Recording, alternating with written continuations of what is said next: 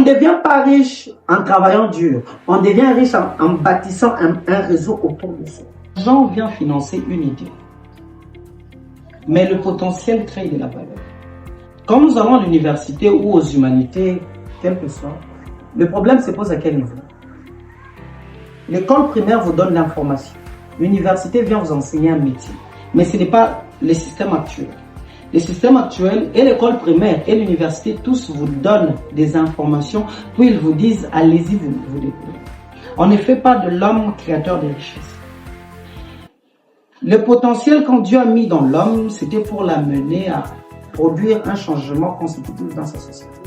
Parce que, si on résume, si oui, nous sommes chrétiens, la Bible dit que Dieu dit à l'homme, garde et cultive les gens. L'homme a deux missions sur terre, celui de garder et de cultiver les jardins possibles. Mais Dieu ne l'a pas donné d'outils, il n'a rien donné. Mais tout est résumé dans ce que Dieu a mis en l'homme. Alors, c'est quoi le potentiel? Le potentiel est la capacité, et l'ensemble des connaissances et l'ensemble d'expériences que Dieu a déposées dans l'homme. Je m'explique. Quand on parle du potentiel, on ne voit pas seulement des aptitudes d'abord intellectuelles. Ceux-là qui ont changé le monde, ce sont ceux-là qui ont puisé à l'intérieur d'eux les informations qu'ils avaient.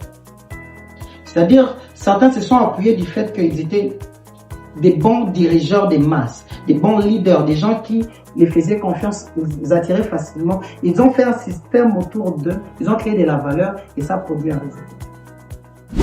Moi, ma question est celle de savoir, nous avons besoin de quoi précisément? Nous avons besoin d'argent. S'il faut qu'on investisse, on va investir dans quel projet? Par exemple, là, maintenant, on dit, maman, quand vous êtes là, on vous donne $1000. Qu'est-ce que vous faites avec? Vous allez voir que la personne va chercher d'abord à investir dans un système, dans quelque chose où lui-même n'a même pas encore fait ça. Il veut essayer maintenant avec l'argent que vous allez lui donner. C'est un problème. Et qu'est-ce que nous cherchons dans le programme City? C'est dire à la personne que oui, travailler c'est bien, recevoir un salaire. Mais au-delà de ça, vous devrez être une solution pour vous. Qu'est-ce qu'un entrepreneur? Un entrepreneur, c'est celui qui regarde la société avec un œil d'opportunité. Il regarde chaque crise avec un œil d'opportunité pour en tirer profit. Alors, qu'est-ce que je disais? Seulement que j'ai le temps de réfléchir. Vous savez, le problème, c'est quoi? On ne veut pas réfléchir. Si vous prenez le temps de méditer autour de vous, vous allez trouver des opportunités ou des fenêtres. C'est vrai ce qui fait la force des Occidentaux, des Chinois et tout ce qui vient. C'est parce qu'ils travaillent en équipe. C'est-à-dire qu'ils n'acceptent pas que leur argent puisse aller par exemple chez un Congolais. Impossible. S'il y a un Indien ici, si par exemple nous avons une activité, il faut louer les chaises. Ils vont louer chez l'un des leurs. C'est ce qu'on appelle les réseaux. On ne devient pas riche en travaillant dur. On devient riche en bâtissant un réseau autour de ça. Et on devient riche en créant de la valeur. On devient riche en répondant à un besoin. Quel est le besoin que vous répondez? Prier pour les gens, c'est aussi un besoin que vous répondez, mais vous devrez avoir un système autour de vous pour créer que ce soit un revenu. C'est là qu'il y a des gens maintenant qui ont fait genre, je ne sais pas, il y a des galas, des prières, les gens viennent, il y a des tickets d'entrée. C'est pas mal, ils se sont basés sur ce qu'ils ont à apporter la solution au problème de ce temps. D'abord par la prise de conscience de son potentiel. La jeunesse d'aujourd'hui, j'ai compris, il y a un sérieux problème. Si on n'est pas homme de Dieu, on cherche à travailler. Maintenant, pour moi, homme de Dieu n'a pas envie. Il faut l'onction. Et c'est là qu'on cherche de voix compromettantes, on part. C'est là que Jésus, quand il appelait au ministère certaines personnes, Jésus n'a jamais appelé quelqu'un qui ne faisait rien. Tout cela que Jésus a appelé. Et vous allez vous rendre compte que quand Jésus est mort, les apôtres ne pouvaient pas aller là-bas. Pourquoi? Parce que là-bas, il fallait l'argent. Et les apôtres avaient un système. Ils n'avaient pas d'argent.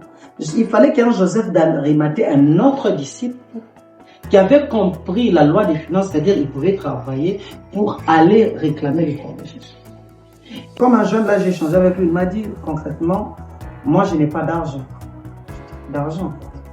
Il dit, nous allons faire des statistiques un peu simples. Tu touches combien le mois? Il m'a dit 300 dollars. Tu es marié? Non, je suis célibataire, j'ai vu chez nous. Ah, ok. Maintenant, comment tu n'as pas d'argent? Oh non, j'ai trop de dépenses et tout ça. J'ai dit, le seul problème, c'est quoi? C'est que l'homme se fige sur l'information qu'il a. Tu vas à l'école, tu grandis, tu trouves un travail, tu te maries, puis tu meurs. On ne pense pas que nous sommes aussi une solution pour notre société. Donc, si nous ne sommes pas dans les mines, si on ne fait pas la politique, et si on ne cherche pas, comprenez-moi, comprenez les termes, si on ne cherche pas à devenir homme de Dieu, donc dans le sens, on pense, en pensant aussi que dans le ministère, c'est facile, c'est-à-dire tu réunis les gens, et puis, mais on ne sait pas qu'il y a des responsabilités aussi qui viennent avec. Parce que les gens sont sur notre charge, et nous, on doit les gérer et assurer leur devenir. C'est-à-dire que le potentiel est la capacité itinérante qui vous pousse à mettre un changement autour de vous. Et alors, quelle est la différence entre un entrepreneur et un homme d'affaires?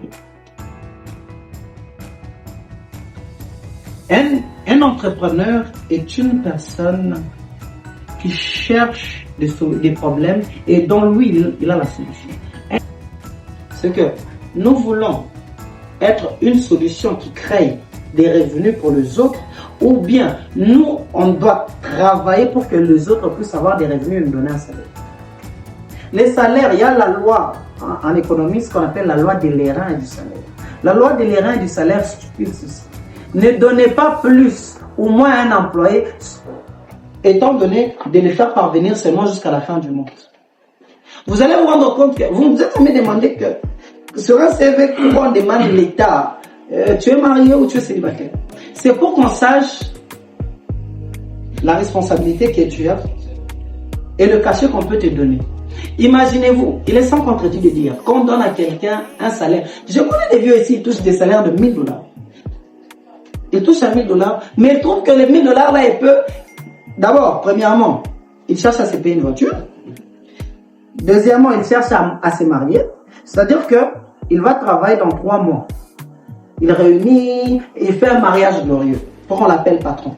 C'est-à-dire que la plupart des cas, les gens se concentrent plus sur leur apparence. C'est-à-dire qu'on me voit, qu'on m'affirme, qu'on sente que je suis là.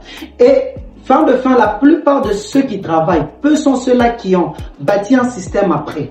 Dans leur vieillesse, à la retraite, ils jouissent de leur travail. Vous allez vous rendre compte que la plupart de ceux qui travaillent, même maintenant, par exemple, le papa de SM tué pour te garder esclave de l'employeur. Mais ce n'est pas mal dans un premier temps.